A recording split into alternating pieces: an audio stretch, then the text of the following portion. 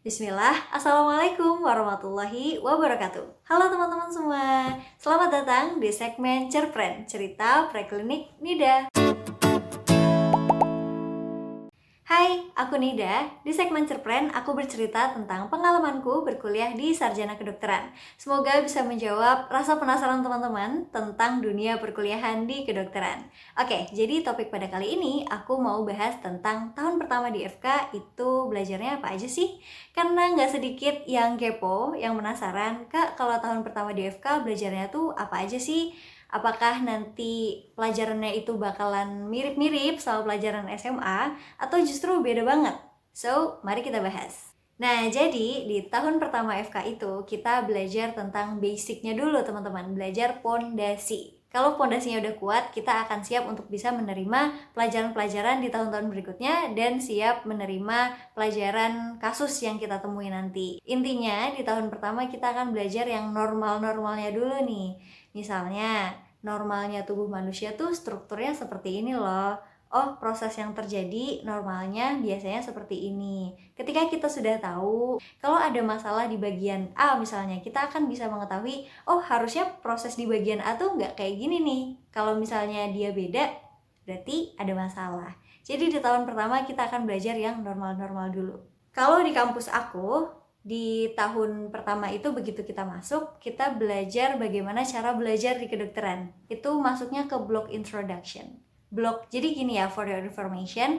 Jadi kalau di kedokteran kita belajarnya pakai sistem blok, bukan sistem SKS. Mungkin next insya Allah aku bahas tentang sistem blok kayak gimana ya. Oke, jadi di blok introduction itu aku diajarin tentang bagaimana cara belajar di kedokteran. Aku diajarin gimana caranya berdiskusi yang baik, gimana caranya baca jurnal, gimana caranya berpikir kritis, gimana sih cara nyari sumber-sumber yang valid, jurnal-jurnal yang valid itu seperti apa. Di situ diajarin di blog introduction. Dan yang aku ingat juga, di situ aku dikasih kayak logbook buat journaling gitu. Jadi di pekan ini apa yang sudah aku capai, terus evaluasinya gimana, dan rencana ke depan aku mau ngapain nih, apa yang mau aku tingkatin di diri aku. Jadi itu menurut aku bermanfaat banget sih, karena kan dari SMA ke kuliah itu aku juga mengalami jet lag apa ya, cara belajar, jet lag, masih menemukan yang pas-pasnya di mana, dan diberikan logbook itu menurutku membantu sih. Terus waktu dikasih logbook itu bukan hanya dikasih logbooknya aja, tapi kita bisa konsultasi sama dosen pembimbing tutorial. Next, jadi kalau menurut pengalaman aku kemarin ada 4 basic yang bakal dikuatin terus di tahun pertama. Yang pertama ada anatomi, terus fisiologi, histologi, sama biokimia. Itu sih 4 basic yang benar-benar dikuatin tiap blok tuh keluar terus.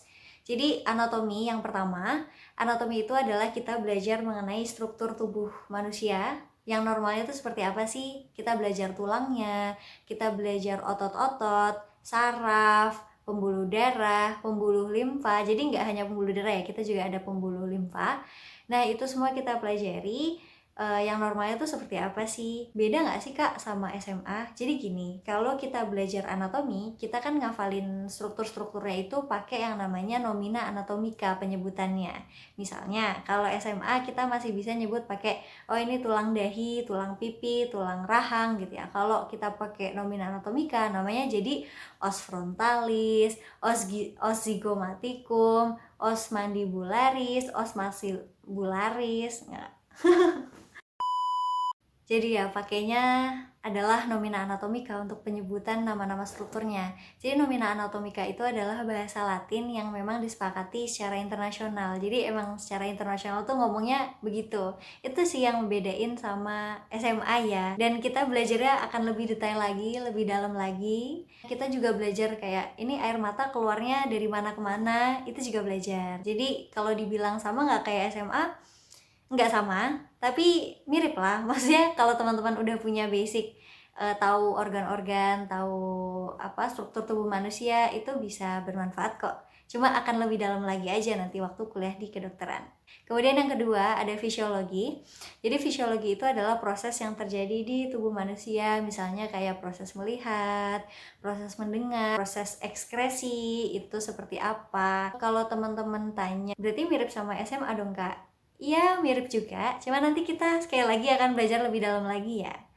Ya kalau misalnya teman-teman sudah punya basic buat mengetahui sistem mata, sistem organ, sistem telinga itu seperti apa cara kerjanya, itu juga akan sangat membantu. Nanti kita tinggal mendalami lagi aja untuk pelajaran fisiologinya gitu. Oh iya, kita tuh nanti kalau di kedokteran selain proses masuknya cahaya, misalnya kalau ngomongin mata ya, prosesnya cahaya melihat itu seperti apa sampai jatuh di retina, kita nggak sampai situ aja, kita juga belajar tentang jaras. Jadi ketika misalnya di proses mata melihat ya, cahaya masuk ke mata dan lain sebagainya, terus akhirnya jatuh di retina, kemudian masuk ke saraf mata, atau kalau nomina anatomikanya nervus opticus.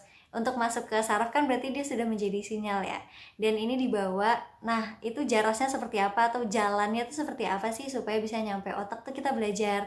Oh nanti dia akan bersilangan di bagian otak ini gitu, nanti dia akan jatuh di bagian otak tertentu dan akan diinterpretasikan jadi apa, itu belajar juga. Mungkin itu yang bedain sama SMA ya. Kalau SMA kan nggak segitunya, kita belajar proses penghantaran sinyal yang didapat ke otak tuh kemudian diinterpretasikannya seperti apa. Kemudian yang ketiga itu ada histologi. Jadi histologi itu adalah jaringan tubuh manusia ya. Kita di sana nanti belajar sel-sel, macam-macam sel-sel, terus jaringan tubuh. Oh ternyata sel rambut tuh seperti ini. Oh ternyata sel di kulit itu seperti ini, lapisannya ada lapisan ini gitu, nanti ada semua dipelajari di histologi yang normal-normalnya gitu. Kalau kita udah tahu nih normalnya, oh harusnya kan lapisannya sekian ya banyaknya, kok lapisannya berlebih, oh berarti ada yang nggak normal, kita bakal tahu di situ. Makanya di tahun pertama kita dikuatin untuk basic yang normalnya. Pokoknya kalau belajar histologi tuh kalau nggak warna pink, ungu ya biru kadang-kadang lah.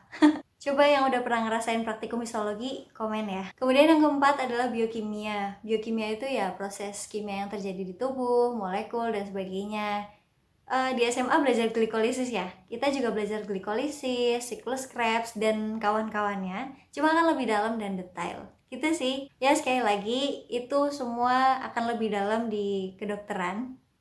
Jadi nggak sesederhana itu ternyata untuk glikolisis, siklus Krebs, dan kawan-kawan. Kita belajar juga metabolisme lemak, metabolisme protein, dan lain sebagainya.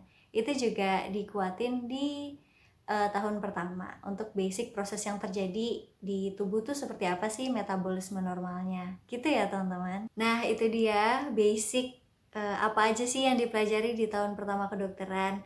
Ya mungkin nanti di tahun pertama teman-teman juga akan dikenalkan sama mikrobiologi atau yang belajar tentang